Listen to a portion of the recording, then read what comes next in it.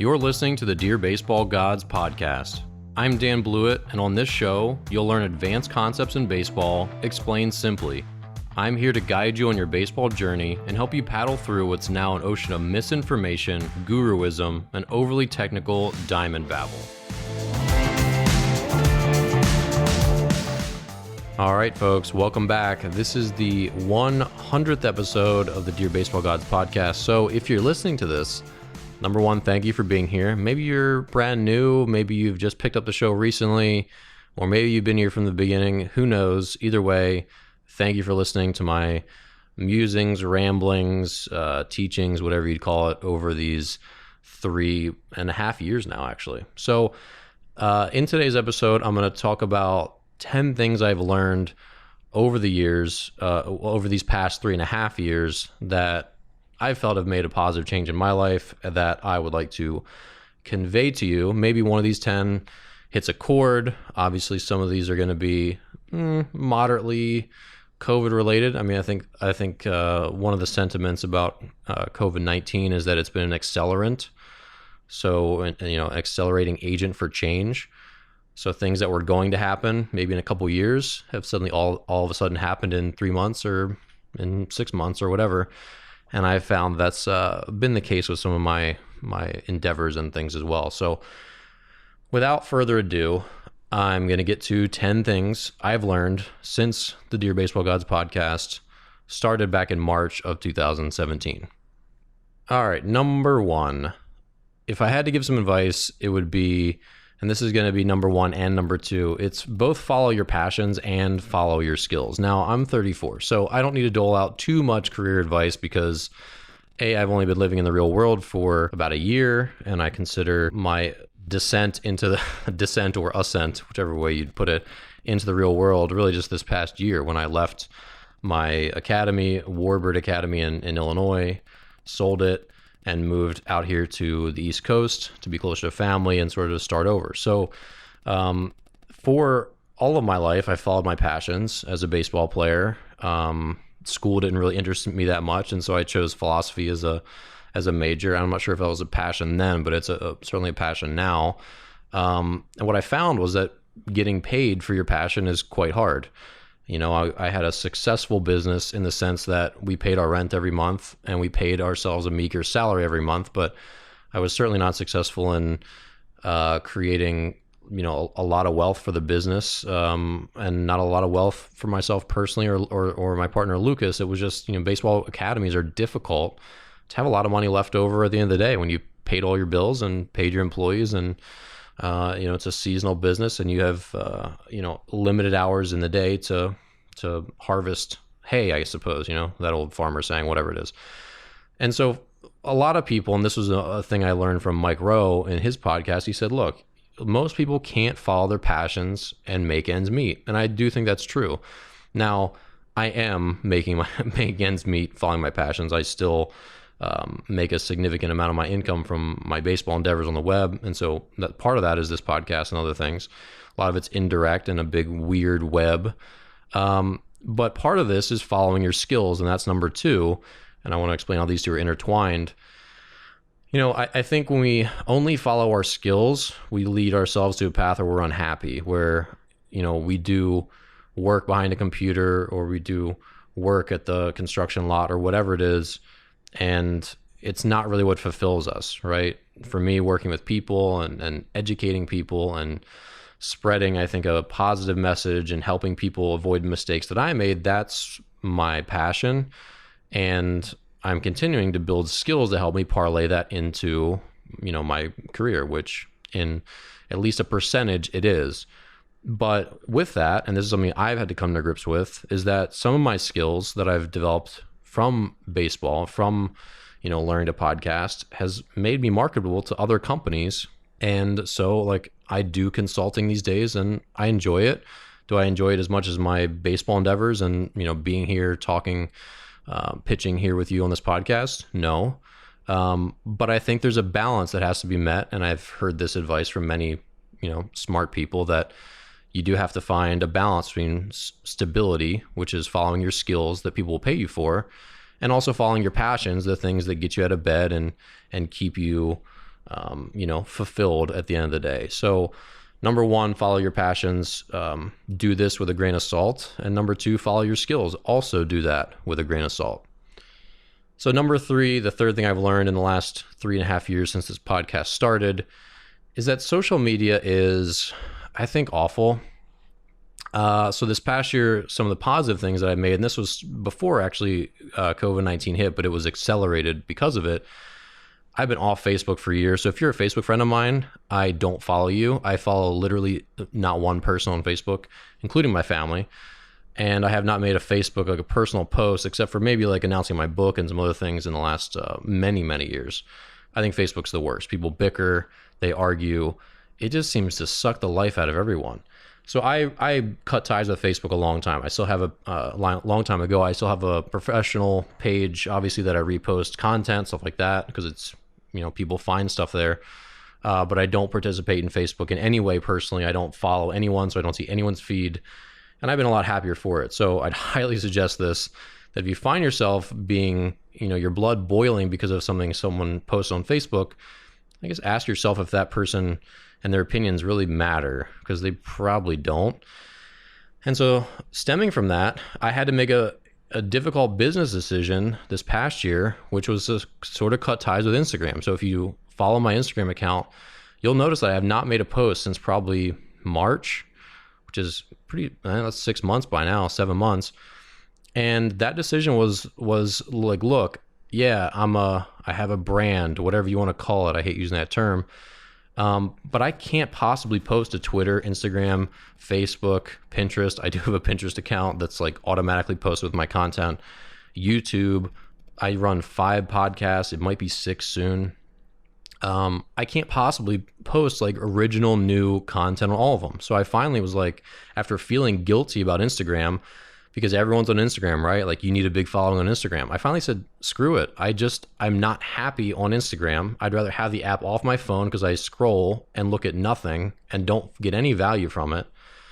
And I don't personally like making Instagram content. I don't like making 1-minute videos. I don't like putting a photo up and trying to make a caption. Just for me personally, I don't do well with Instagram and I don't like it. So I finally, in March, after feeling guilty about it, I said, I'm done with it. I'm just not going to post. I don't care if it hurts my brand. I don't care if it costs me money. I just don't care. I'd rather be happier and not waste time on it and feel this nagging guilt that I should be doing more on it when I just don't do well with it. So I decided I was going to allocate more of my time to podcasting, to writing, and to YouTube, which are things that I actually do enjoy. And I do like being more long-winded and teaching people more legitimate things on YouTube. That's my number one thing. So if you don't follow me there, definitely follow me on YouTube. So my lesson here is not just, rambling about my own personal stuff, but the question is, what do you actually get from social media? Do you actually get something from these platforms? I am active on Twitter. I interact with people there. I kind of monitor stuff. I post my content there automatically. But I am like semi on Twitter, and I don't hate it. I don't really like it. I'm kind of neutral to it, but I kind of like being in the dialogue to an extent. So, but I think it's important for people to think, hey, do I need to be on any of these social media platforms? And you've probably seen the movie The Social Dilemma. And I'm going to talk about reading in a minute here, but I read 2 of Jaron Lanier's, I think that's his name. He was in that, he was quoted a number of times in that movie or that documentary. He has a book called 10 Reasons to Delete Your Social Media. I read that back in like April. He has a couple other ones just talking about how these companies like Facebook, Twitter, they're siren servers, that they draw you in like the mythical Greek sirens, who were these women on this island who, like their song and their beauty drew sailors in to crash on the shore on these rocks. So he said these servers like Facebook are sirens, like they draw you in with free content. You don't have to pay anything, but you give back a lot that you don't realize that is hurting you. And I know that was the point of this documentary, which I recommend watching, called The Social Dilemma on Netflix. But anyway, I have learned a lot about social media, what I'm good at, what I'm not good at, what's good for me and what's not good for me. And I think that's been a valuable thing. And I think that's valuable for you as well to consider in your own life. Number 4, I would encourage you to follow the rabbit hole. And I'm going to use myself as an example here. I still don't exactly know what I want to do with my life. And I know there's lots of interesting people who feel the same way, and they express that sentiment even very late in life, that they still don't really know what they want to do. Now, I know what I want to do. I want to continue to write more books, which I'm working on 4, which is just nonsense because I can't really get through any of them.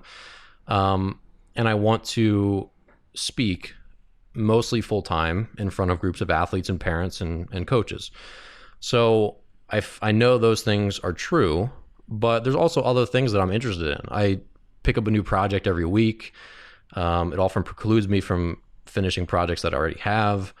But one thing that I've done, and this was starting with my business long ago, in learning to blog and then develop websites and do YouTube, I've learned a lot of skills in the last couple of years that, going back to number 2, follow your skills, have made me marketable in other areas that has just been like very happenstance. So this is coming to terms with some different things, but if you look at me on LinkedIn, I am like author and coach, right? And there's my sort of professional photo there that I actually took myself.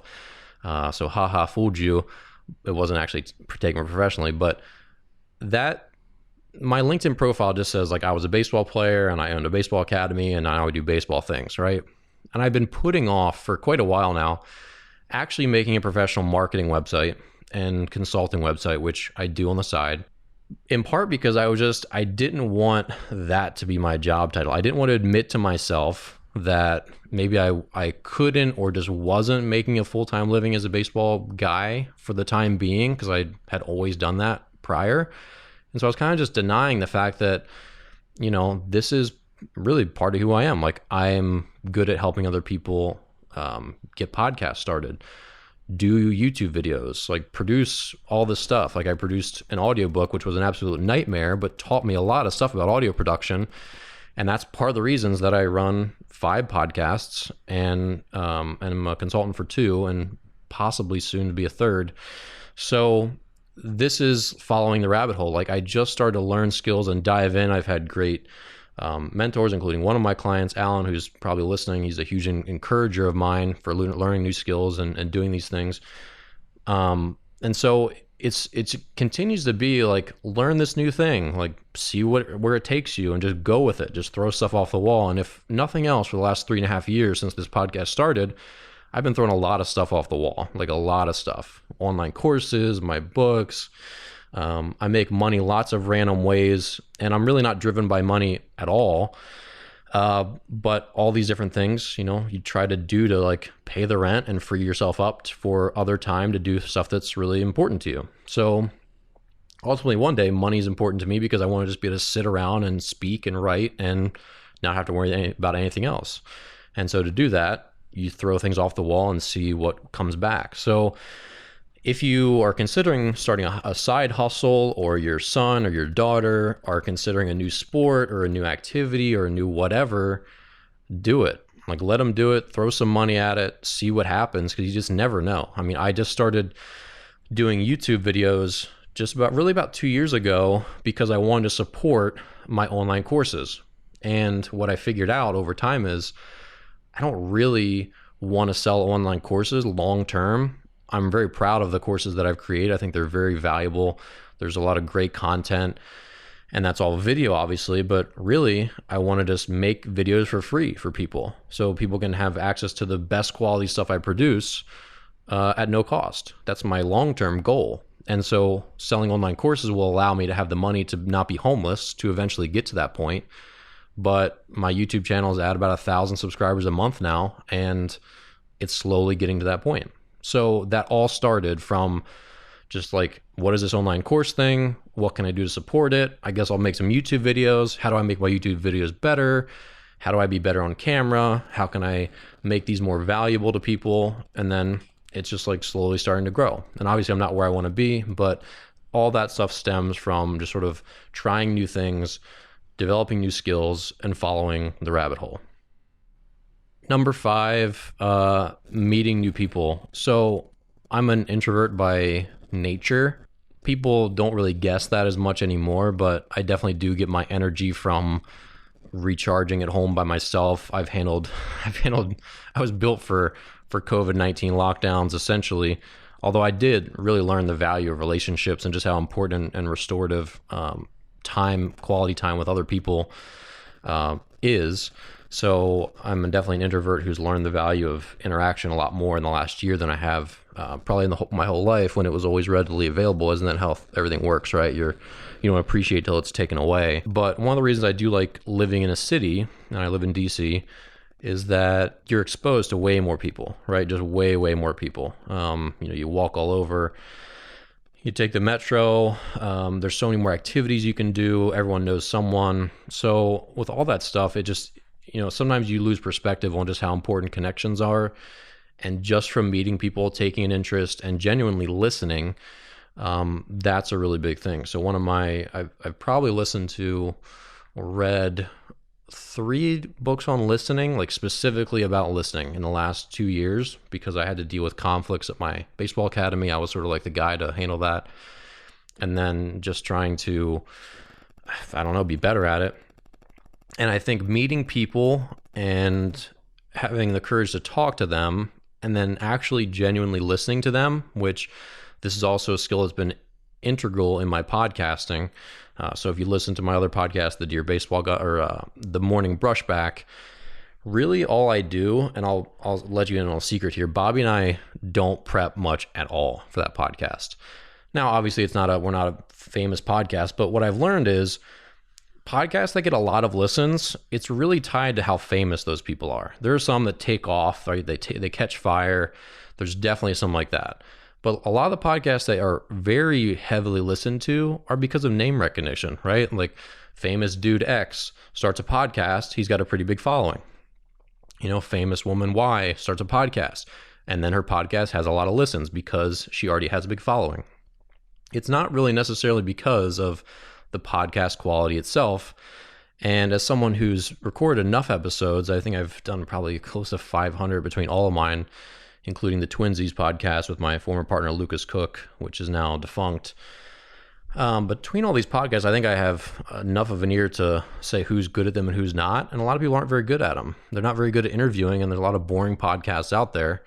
Now, you're the judge of whether my podcasts are boring or not. But the point is, being a really good listener is probably the most important skill that I have in being a half decent podcaster, because in the 2 podcasts that are not my expertise, one's an aerospace engineering podcast called the Struck Podcast, and the other one is a wind energy podcast called the Uptime Podcast, which I highly encourage you to listen to either of them. They're great podcasts. My co-host, Alan Hall, super smart engineering guy. So if you're interested in wind energy or aviation, check them out. I don't know anything about either of those industries. I'm learning, but the way I hack it is that I listen. I really listen to try to say, what can I ask him next that follows this conversation? And I'm just trying to be curious and genuine about trying to learn more about all those topics. And it's the same thing with all my guests in the Morning Brushback podcast, that I don't know what they're going to say next, and we don't script out too much of it. So really I just try to listen and say, okay, here's a question I have because I actually listened to him. Where can I go with that? And then obviously when I do this, I realize that, I don't listen to my mom and dad as much as I should. I should probably apply this to the people that I love most. I don't listen to my friends as much as I should. I should probably apply it to them too. So, listening is a really important skill. And I think when you meet new people, the more you take an interest in them and listen when they talk and can ask a thoughtful question that follows, you just never know where that's going to take you, because they might know someone. And it's not obviously about trying to help yourself from everyone you meet. That's certainly not what I'm saying. But when you just take a genuine interest in people and listen to what they're saying and engage with them in the conversation, and again, I'm certainly not saying that I've always been great at this, because I've definitely been poor at it in times. I think like all of us have. It takes effort. But meeting people and the connections that you form and listening and really trying to hear them out, I think is a really important thing that I've come to appreciate in the last year. Number 6, setting aside time for yourself to think. So for me, I do suffer from this sort of like creator syndrome where I feel like I have to be producing something at all hours. But with COVID and hitting sort of rock bottom with screen time, and then getting rid of my phone, and then getting an Apple Watch and being very unavailable. And now I'm sort of like only moderately available and very disconnected from screens and social media. I've definitely figured out that there's two things that you need. You need to take time for yourself. I think everyone has sort of learned that lesson. So that's not really a profound one here. But I think time in your own head to just think and not do anything, I think is much more important. I do think this is also something that other people are coming to learn now as well. But about a month ago, I made a concerted effort to not listen to stuff when I'm walking. And I walk probably 30 miles a week. Not probably, I do walk 30 miles a week on average. And that's typically like 16 to 22 miles on the weekend. And then typically like 10-ish miles during the week, depending on what I'm doing. And so with all this, I could listen to audiobooks and podcasts continuously as I'm walking all these miles. I mean, you walk, 2 miles an hour, so that's 15 hours of walking I'm doing a week. That's 2 full audiobooks, which is really not that significant of a pace for me, depending on the time of year, but that's a lot of listening to stuff. And then suddenly you don't really, and then you're working when you're done that, and then you have to start to ask yourself, like, when do I actually have time to just shut up and like let my brain wander and be like silent in the world? And like, what happens? Like, am I afraid of walking without listening to music? Am I afraid of sitting in a room that's quiet?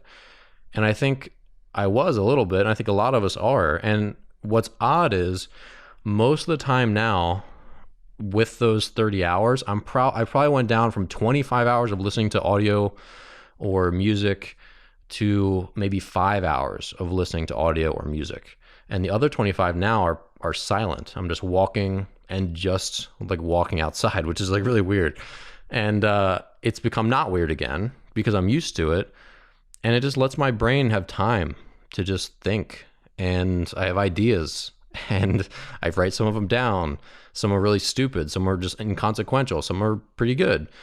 And I think that's an underrated thing that I didn't appreciate until recently when I made this concerted effort to, I probably just need some silence to like kind of reset my brain and, get rid of some of this screen time sludge that's like stuck up there, and just disconnect from media too much. It's not just screen time, it's also airtime, I think.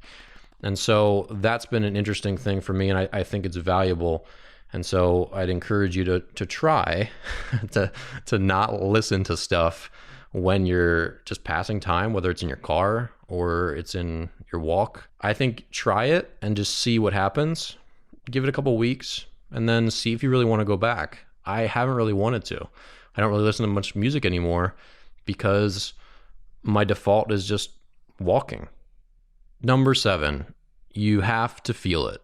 So if you've read my book, Dear Baseball Gods, or listen to the audiobook, which that's my memoir, the advice to me, the advice that was given to me when I finally retired, which was soul crushing to me, was from my longtime coach and, one of my many mentors who's in that book, sort of like the number of beacons that helped guide me.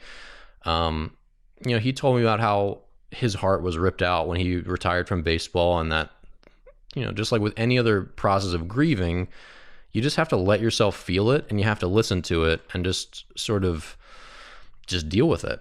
And so I did that when I retired, and this is not about that, but that piece of advice is specific, to that moment in time for me. But with COVID-19, a lot of us, I think, have found ourselves just like kind of miserable, stuck at our desks at times. Like, I know a bunch of teachers and they're like, this just sucks. Like, I want to be with my students. I like the Zoom thing, it's not good for anybody. There's like too much screen time, not enough outdoor time, too much at your desk time, all that stuff. And people also, I think, tend to push down their thoughts about their work. And they say, like, this job's not very fulfilling to me. Like, I want to, I should do something else, but what would I do? How would I pay the bills? Like, I think people push away their emotions too often, and sometimes want to think, all right, I'm depressed. Maybe I should go see a therapist, which I think is a very healthy thing to do. I'm not saying that it's not. But I think sometimes people medicate in different ways. And I think sometimes we need to think about the purpose. And this was something that we talked about in philosophy class. Was we had a professor, and in one of my classes we talked about what were the point of emotions, like what were emotions, number one, and number two, what was the point of them?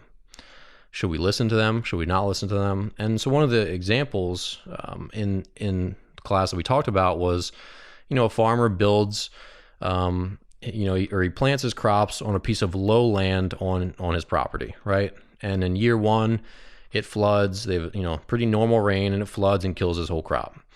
Year two, he plants and he's very sad. He's very depressed. Year two, he plants his crop on low land again. It floods again. He's very unhappy, struggles to feed his family, and he's very upset.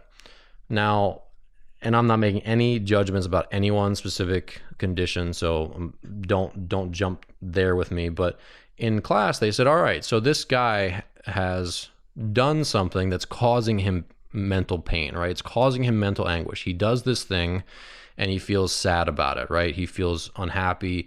He has all these negative emotions because his crops keep getting wiped out. Should he medicate himself and now he doesn't feel unhappy when this bad thing happens? Or should he listen to it and say, you know what? Maybe this emotion that I'm feeling is actually like a signal, like a warning, just like any other type of actual pain, right? You put your finger on a hot stove, it says, hey, take your finger off that.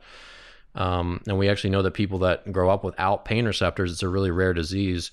They don't live very long because they end up just tearing their body to shreds because they end up, cutting themselves and twisting an ankle, not realizing it. And then they keep walking on it and they kind of tear themselves limb from limb. It's a really sad, destructive disorder without actually having pain.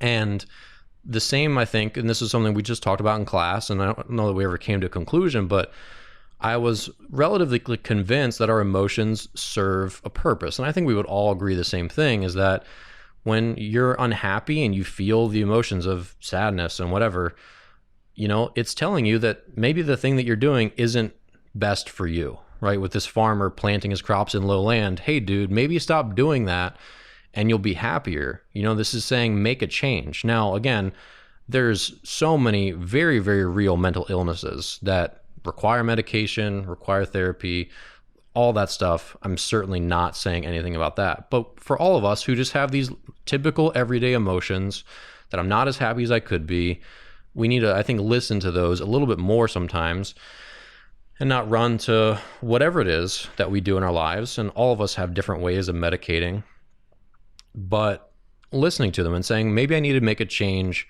in what I'm doing, whether it's my career, whether it's my exercise regimen, whether it's the food I eat or the people that I hang out with or who I'm married to or who I'm dating or whatever.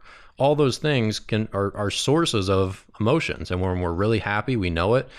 And when we're not as happy, sometimes we convince ourselves that we aren't. So just something to think about. I think I've felt a lot during COVID about what makes me happy, is working more for more money making me happier? I found out the answer is no.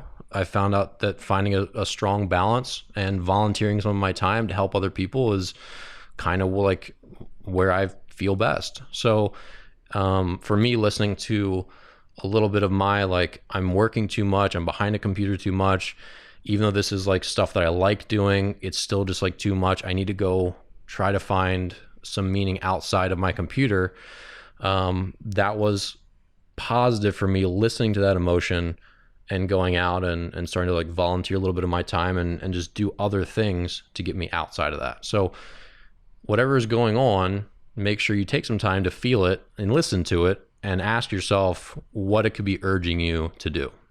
Number 8, celebrate who you are and who you used to be. So another story from my year, this is 2020, a lot of these are pretty recent. So when I retired, and you could find this YouTube video on my YouTube channel, obviously, I made a video about why I didn't like working out anymore, and it featured me riding an elephant. And of course, it was a fake computer graphics. But when I retired from baseball in 2017, I was just very, very beat down. I was tired of being in pain. And as soon as I stopped, I realized that I probably never loved weightlifting. I'd been a strength coach. I was passionate about it. I read so many strength and conditioning books. I did internships that got me no college credit. I did lots of things because I wanted to be very knowledgeable and be a better ball player. And so strength conditioning for me, I later learned, was not really a true passion, like in and of itself, but really a means to an end. And when I took that end away, when my baseball career was done, I kind of found out that there just wasn't that much left there for me. And so I was very burned out. My body was very broken down. And so I was just like, get away from me. I don't want to lift a weight ever again, or at least for a long time. And so over time, that started to weigh on me. I didn't want to be out of shape. Everyone's definition of out of shape is very different, but I was always like the most in shape. So getting out of shape was weird. But for a solid 2 years, I felt fine with it. And then the last year started to nag at me. It's like, dude, you got to start doing something again. It's just not like as healthy. Like, you need to move your body. You need to start restoring some of your old self. And then this year with COVID, I actually finally I found a gym that I liked, and I made myself go there. And just for like, honestly, 15, 20 minutes, 25 minutes, 30 minutes, my workouts were profoundly short. And I just it was so hard to swallow. I still don't enjoy it. But I started lifting weights again in small doses that I could manage.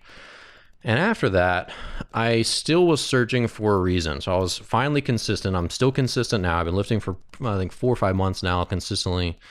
About 4 months.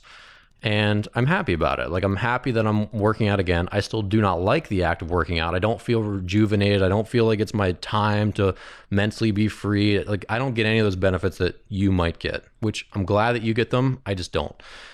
But I was still searching for a why to do that. And of course, part of the why is just health and looking a certain way and all that. But looking a certain way on like a speaking stage wasn't enough. Like, that wasn't enough motivation to really make me, to drive me.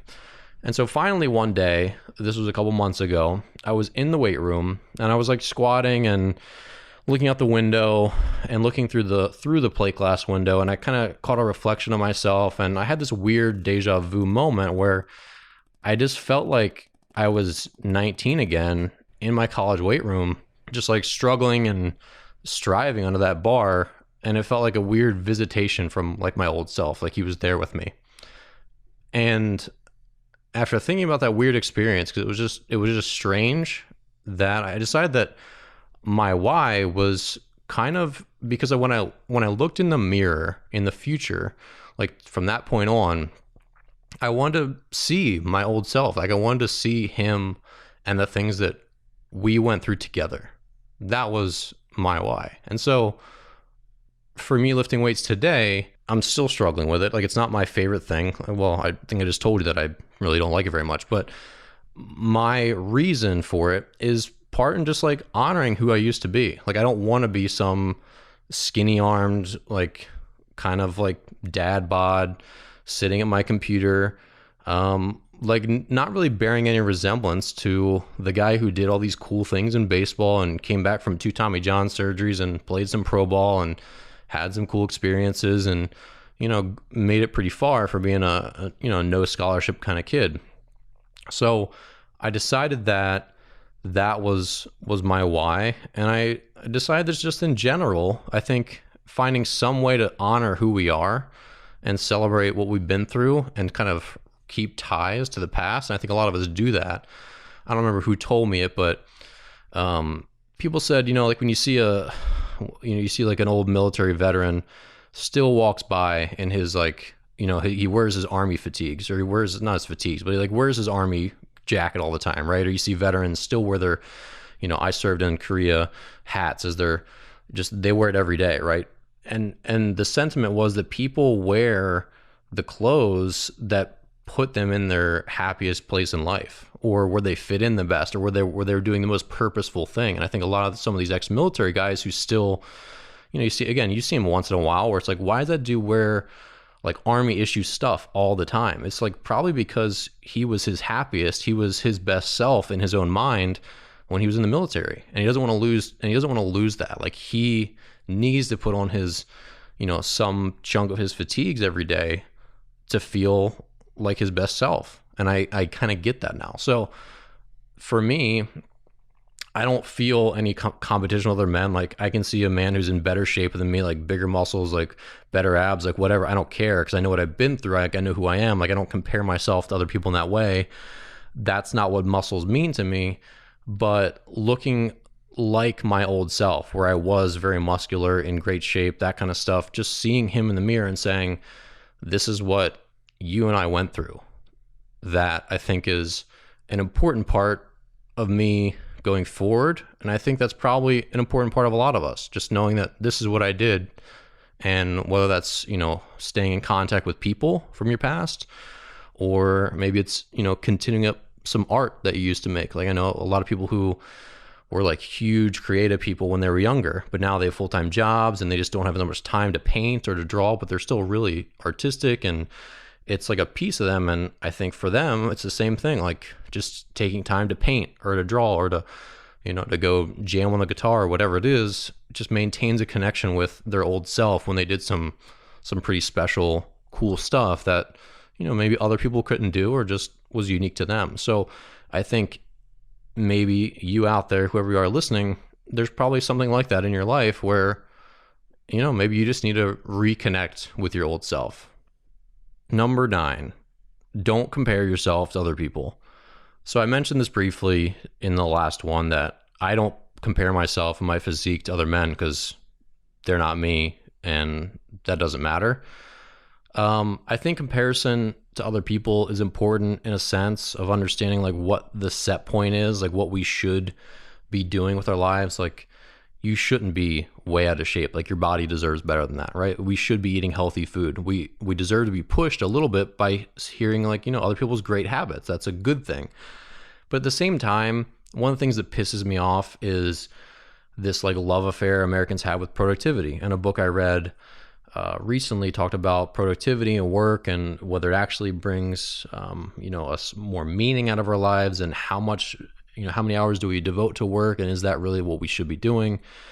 And part of it is like this American obsession with productivity. And again, I think I admitted that I have a little bit of that earlier, is that why do we have to be productive all the time? And do we have to do everything in our life to be more productive? And does this person's schedule that's like so crazy packed and they get up at 4 a.m, blah, blah, blah, all that stuff, it pisses me off because we sometimes idolize, whoa, this dude gets up at 4:30 and like goes and does this and does that, so disciplined. Like, oh man, if only I could be as productive as him.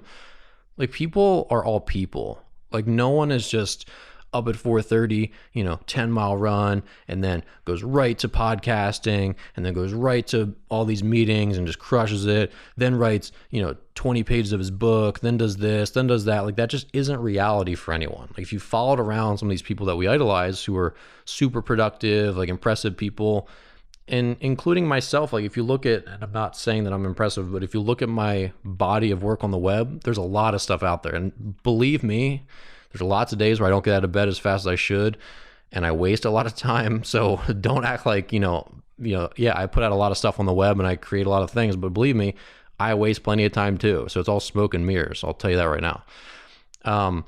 But, comparing other people to this, and this is my sentiment. I remember there was this thing about Mark Wahlberg, seems like a cool dude, lived a cool life, right?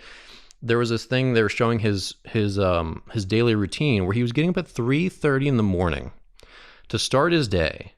And I'm like, this is idiotic. And I was reading through the comments of like, this Instagram post showing his actual like daily schedule, because he shared it on like either a television show or a podcast or something. It's like, we're all still humans. If you get up at 3:30, it just means Mark Wahlberg is laying down in bed at 7:30, which is stupid. Why would you want to go to bed at 7:30 or 8 o'clock or 9 o'clock to be up at 3:30? Like that's stupid. Cool stuff happens at 9 o'clock. Cool stuff happens at 10 o'clock. Like you only have so many hours in the day, and that's my point. So if you want to get up at 5 to get all your stuff done, great. But you're probably going to bed at 10. I don't go to bed at 10. I go to bed at 11, sometimes 12. I get up at 6:30, 6:45, sometimes 7. Sometimes I lay in bed till 8, and I feel a little bad about it, but it happens. We all have a need for sleep as humans. We all have a need for decompression time. We all have a need for spacing out. We all have unproductive time in our day, and those are just facts. So I just don't compare myself to people that get up at 5 a.m. because I just don't like being up at 5 a.m.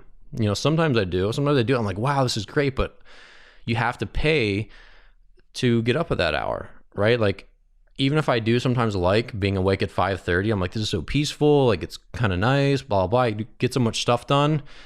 I have to get my 7 hours or 7.5 hours of sleep, and really more like 8 to be typo free and actually have like coherent thoughts. Like, for me personally, every half hour below 8 hours of sleep, I see more and more typos in my writing. It's like completely obvious. When I get close to 6 hours of sleep, I reread my writing and I'm like, are you an idiot? Like, what are you doing? You're leaving out whole words. You're leaving out the last 2 letters of words. Well, like, I'm writing the word your, like YOU apostrophe RE, and it just says you. Like, I'm a babbling moron when I get 6 hours of sleep. So if I want to get up at 3:30 like Marky Mark, I got to go to bed at, hold on, let me do this ridiculous math. I would have to go to bed at 8:30. 4.5 hours plus 3.5 hours. Yeah, I have to go to bed at 8:30, and that's an asinine time to go to bed. Like, I'm not a 95-year-old man. Why would I do that? So people get obsessed, I think, with comparing themselves to other people's wacky schedules. And look, if you have to get up at 5 to do stuff before your kids wake up for school, and everyone's in bed at 10, like, that's your life. I completely get that. I'm a single guy. My life is skewed in a different way, right? I understand. But I'm not going to compare myself to someone who gets up earlier than me and feel bad about it, because I know I'm putting in the same amount of hours in the day, getting my same 7 hours of sleep. So I have no remorse about it, right? If I go to bed at 12 and wake up at 7, it's the same as going to bed at 10 but waking up at 5, right? So if you're out there and you're comparing yourself to someone else's productivity, someone else's workload, someone else's wake up time, someone else who's working out in the morning. I also cannot work out in the morning. I can, but I hate it.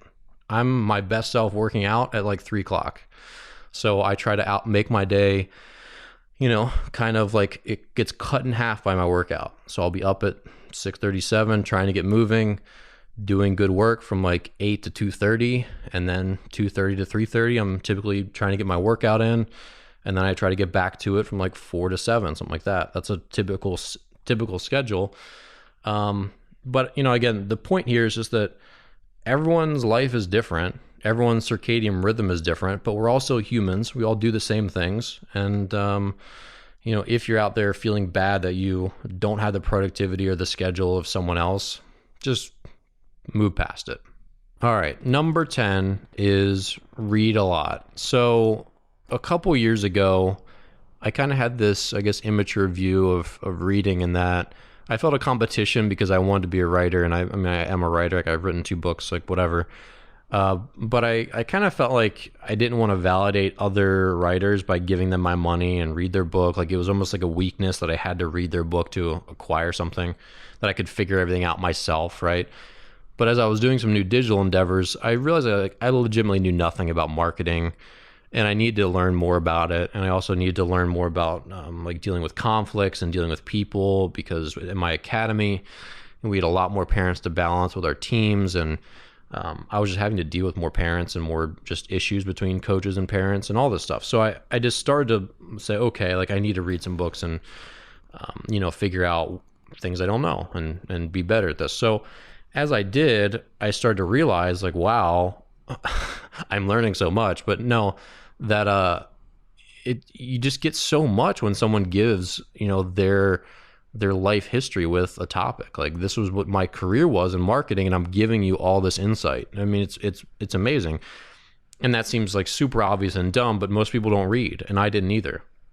And so I started reading. I found it to be just like really deep and broadening me. And I started to find myself again going down that, proverbial rabbit hole where I read one book and I get these ideas, so I start doing this new thing on my website, or I start writing this new way, it gives me new ideas. Then I read other books about that. Then I read other books about that thing. And then I do this new thing, and then I read more books about that. And I had this goal to read 100 books in a year, and I fell short. But in 2018 and in 2019, I read about 70 books each year. And this past year, I'm about the same pace, something like that. Where some months, and I'll admit that I do mostly audiobooks, but some months I'll read 10 books, and it's not that big of a deal. And when you think about it, an audiobook, most audiobooks are somewhere around 8-ish hours. So if you have 1 extra hour a day, whether it's in your car or just, while you're in the shower, you can just aggregate a lot of time listening to an audiobook, especially a lot of that just dead garbage time. But if you do 1 hour of garbage time a day to an audiobook, you're pretty much finishing one audiobook a week. And then if you could find a second hour a day, that's 2 audiobooks a week, and that's 100 a year. So when you do the math, it's really not as hard as it seems, but really the harder part just is staying with stuff that you actually like. So for me, like sometimes I'll do 20 books in 2 months and then do like 4 books in the next 2 months, because I just kind of am out of ones that I actually want to read and can't find any titles that really interest me. And I try a couple and they're really boring and I quit. But, I just found a really profound change in myself, and I found so many new skills and new thought-provoking ideas. And it really is like having a new mentor when you read someone's like life work and when they're sharing their expertise, because that's what, nonfiction books are. The people are sharing their expertise with you from 10, 20, 30 years doing something. I mean, it's pretty incredible when you think about it. And one of the books I read was General Mattis's book, and of course, every person in Trump's administration is heavily politicized and people think he's an idiot, but that man is one of the most well-read people probably living today. He's an incredible reader, and he was just talking about in his book Call Sign Chaos about how when he got a new job promotion or a new job title, they didn't exactly know how to do that job. He said, okay, what 20 books can I compile to read to prepare me for this job? And I thought that was such a profound thought that, wow, here's this general who, when he gets promoted, he's like, all right, I'm going to grab these 2 books from Marcus Aurelius. I'm going to, grab this book from this old general, this book from this, Asian philosophy tome about war. I'm going to read, these couple books. This is from like Genghis Khan. This is from here. And he basically said, like, look, like everything in war has been done. Everything. Every possible scenario. So why wouldn't I read everything written by every general possible so that I can be better prepared for situations I've never faced before? And that's exactly what reading does. It lets other people, which is, part of what my memoir, Dear Baseball Gods is it's like, look, I've done this. Don't do some of the stuff I did. Read my book and you'll figure it out that this is what you should do, and don't make the mistakes that I did. And I think that's what everyone does as authors, especially with nonfiction. You just try to like pay forward some of the stuff that you learned along the way. And so that clicked with me, and I'm like, I need to read as much as I can. Like, I want to read as much as I can. Like, this is just, it's preparing me for so much more. And this is what General Mattis, one of his criticisms of Trump was that he doesn't read. He's like, for all the people that are trying to govern and lead and deal with these tough situations, these people need to be reading what people who came before them were doing. And, for everyone, if you're not a significant reader, I just find so much value in it personally that I'd urge you to try, whether it's audiobooks, whether you can try to get into them, or pick up a new paper book. And I've been reading more paper books recently just because screen time is so terrible. So I've been trying to, de-sludge my brain with actual staring at wood paper tree books. But, that was probably the most profound thing that's changed in me in the last 3 years, just how much I read now. And it's a habit, and it's something I really enjoy, even though I've definitely taken some time recently to not listen to stuff, as I mentioned before, as I'm walking, and not fill some of my time with reading. But I'm still not going to give that away by any stretch. Like, I still at least read 1 book a week. And, and that's down quite a lot from some months. So I think that's probably, again, one of the most impactful things you can do, especially if you're considering a career change, you're considering some sort of side hustle, considering a new way of looking at your life or relationships or any of that stuff. There's just like so many people have done this before, whatever you're trying to do. And, there's a laundry list waiting for you, people who will mentor you through whatever change you're going through in life or thing you're trying to tackle, through their books. So I think if I have one recommendation, it's this last one, that no matter how much you're reading today, try to read more. And I'm going to take that advice myself, that I'm going to continue to charge on. And for me personally, it's trying to read more physical books, because I feel like that's good for me at the moment with how much screen time I have. But whatever way you do it, I just think there's so much benefit that for a lot of people is just really left untapped. So that's it for Dear Baseball Gods, episode 100. Now, if you haven't read my book or listened to it, because it is on Audible, it is on audio, I highly recommend it. And it would support me in the show and all this stuff going forward. So if you haven't yet picked up a copy of Dear Baseball Gods or my other book, Pitching Isn't Complicated, definitely give it a try. I'd appreciate it. And before I go, I'm going to let you know about a couple other projects that I have going on. So number one, I am about 50% done. 2 books. One is a book for parents, and it's essentially the life cycle of a young athlete. So it's in 3 parts, and it's for parents who haven't played sports themselves, or even for parents that have. This is what you should potentially do to build your son or daughter's passion for the game, and how, I think you should encourage them, and some of the things that you should and should not do to really foster a love of the game and a good work ethic and help them along in their sport. Section 2 is how to get along harmoniously with coaches and recruiters, and what to do and what not to do, and when to let your kids start to break away and take care of themselves. And then part 3 is sort of the sit back and watch phase, which is probably either high school sports or college sports or maybe pro sports. But there's a point where parents, you're done, and you've got to watch your kid fail. You've got to watch him or her become miserable because of how hard their sport is. You're going to have to watch your kid become incompetent at their sport, because if your kid gets a chance to play D1 sports, a lot of kids that play D1 sports don't get to see the field, or they get a couple of limited chances and they hit 180 and they're done, and their career ends that way. And it's really hard for everyone involved to watch, a young man or young woman who's put her heart and soul into a sport hit her incompetence point at age 19 or 20, where she's just not good enough to play at that level, or he's just not good enough to be on the field anymore. And also some of the things about how to walk away from the game, and how to help your kids walk away from the game, and also how to help them recognize some of the amazing things they've learned from their sport, and what some of those things are going to help prepare them to do in the real world. So that's one of my projects, and I'm excited about it. One of my other ones is a book about pitching strategy, which I think I'm as much of a plebeian, of a nobody as I am in the actual scheme of baseball. I think I'm one of the few people actually poised to write the very detailed pitching strategy book that I'm working on. And it's in part because I'm fully aware of how difficult it is. Like, I'm a very easy writer. When I wrote my first book, Pitching Isn't Complicated, I wrote it in 6 weeks. And it just poured out, and I just hammered it. This book is a slog. It's really difficult. It's really difficult to break down all the different scenarios in which you might throw a changeup, all the different ways in which a 0-1 count is different than a 1-1 count, all the different ways in which, pitching with a runner on third is different than pitching with runners on second and third. And this book is breaking down lots, and pretty much all the word all is certainly not accurate, but a lot of the mental and strategic side of pitching.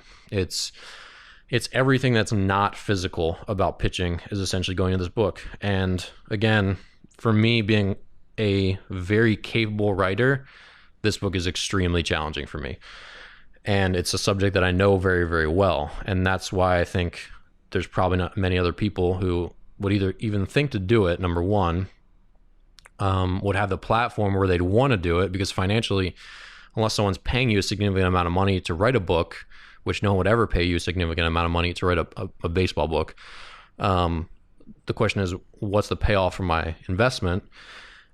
And this book is just taking so much organization and rewriting, and it's just extremely difficult to pull out of your brain and actually make it make sense on paper and flow logically, a lot of the situational stuff that happens in baseball. So that's what I'm doing. I'm looking, hopefully finishing one of the two within 6 months, but we'll see.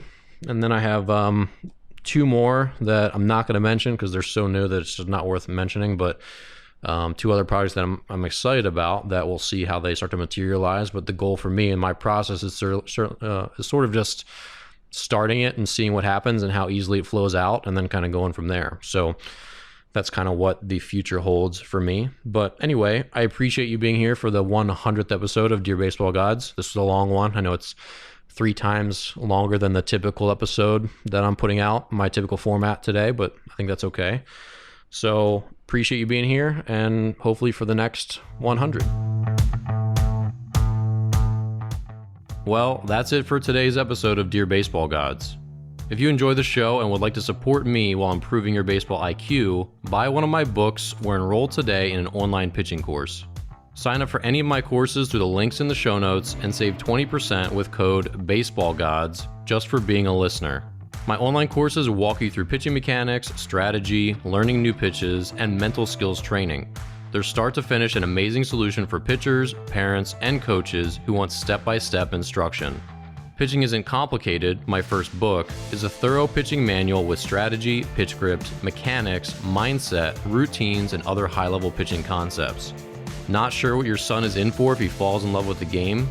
Dear Baseball Gods, the book, is my memoir, a story of growing up in the game, persevering through injuries and setbacks, and struggling with identity when I finally had to clean out my locker. Buy a copy today via the links in the show notes, available in paperback, Kindle, and audiobook if you just can't get enough of my voice. Be sure to subscribe to my weekly email list where you'll get updates on all my new videos and episodes. Nearly 4,000 people get my emails, and you should too. Sign up through the link in the show notes. Lastly, who do you know who can use some good advice? Please share this podcast with a friend, subscribe on iTunes, Spotify, or wherever you listen to podcasts, and subscribe to my YouTube channel where you'll find this podcast and hundreds of baseball instructional videos. As always, hustle and stay pious. I'm Dan Blewett, and I'll see you next time.